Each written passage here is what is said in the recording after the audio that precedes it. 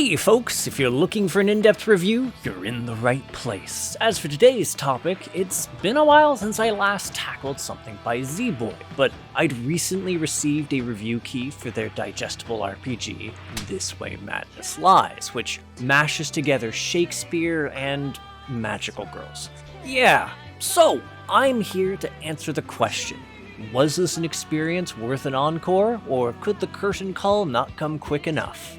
I'm your host Arlyeon, let's find out together. Stratford-upon-Avon High's drama society harbors a secret. Though they play the role of thespian enthusiasts during school days, their extracurricular activities are a bit more enchanting.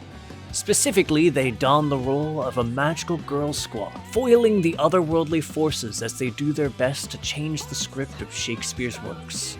Yes, this is actually the plot. You jump into weird, alternate dimension renditions of plays and fight monsters, and it's exactly as ridiculous as it sounds. Probably more so, actually, given that the game felt it necessary to include a ye olde English translator, which is slightly questionable in its interpretation of the dialogue. In any case, as far as the execution goes, I almost immediately found myself getting flashbacks of Zeboyd's Cthulhu Saves Christmas. Both titles essentially have you alternating between story-focused dialogue segments that serve to advance the plot, before tossing you into bite-sized dungeons in a linear fashion. That said, where Cthulhu Saves Christmas provided you optional dialogue-oriented relationships to pursue in a system that seems reminiscent of Persona's story-oriented downtime segments, This Way Madness Lies eschews it. Instead, during some of the out-of-dungeon segments, you'll be provided with some choices to make, some of which feel minor, while others dictate some small degree of shenanigan to tackle when you're out of the dungeon delve. Functionally, it's alright, but a lack of New Game Plus means if you want to explore the slight scenario permutations, you'll need to redo a fair amount of gameplay from scratch.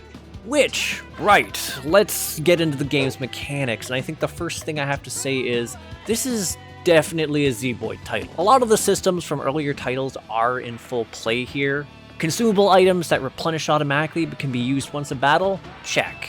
Turn-based battles where most of your moves exhaust themselves after use, forcing you to tactically defend to replenish your moveset? Check. The hyper system, where every few turns a character's damage output ramps up dramatically and their ability set changes. How about desperation? A buff that lets you fight into the negatives and even manage a boosted final attack. Restoring health after every fight? Check, check, and check. And if you're coming into this after Cthulhu Saves Christmas, here's an olden but golden: a lack of being able to revisit earlier areas in order to collect usable items, or expansions to your inventory. We've got a big old bag of check there too, which the former at least mitigated in part by incorporating a New Game Plus.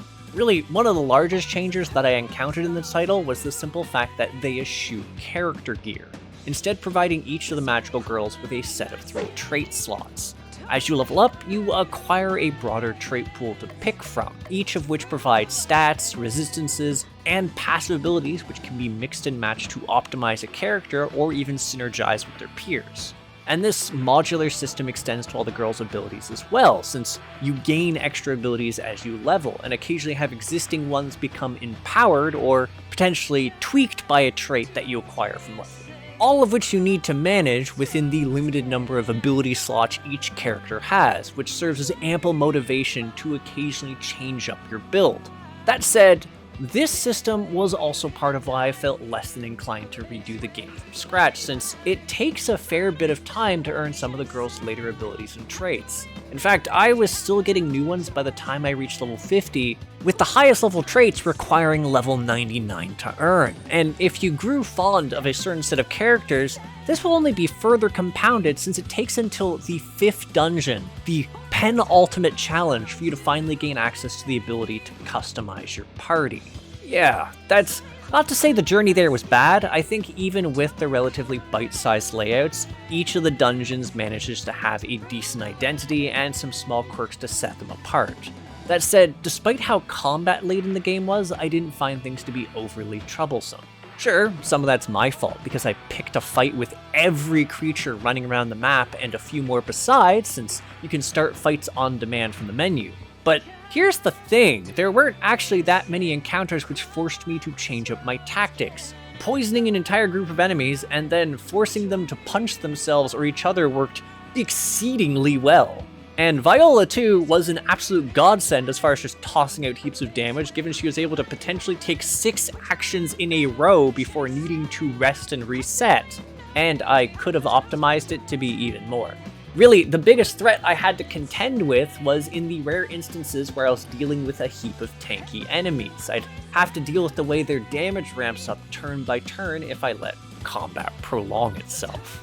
Still, that really does sum up the basics of the gameplay. So let's talk graphics, and here's another thing. While I overall enjoyed the area and enemy designs, they are going to look familiar to you if you've played other Zeboyd games. It's not necessarily a bad thing, but once you start to notice it, it's very hard to stop noticing it. I will give credit to the girl sprites and their character portraits during conversations, and that each one of them has an animated magical girl transformation, which you will see a lot of over the course of the game. Even with the accusation of puppy kicking, I still found myself skipping them more often than not by the end of the game. Although, the introduction of new or less commonly seen characters did give me pause, since the sequence isn't just visually different. While there is an overarching transformation theme, each character has their own unique riff on it, which was a really neat detail to notice.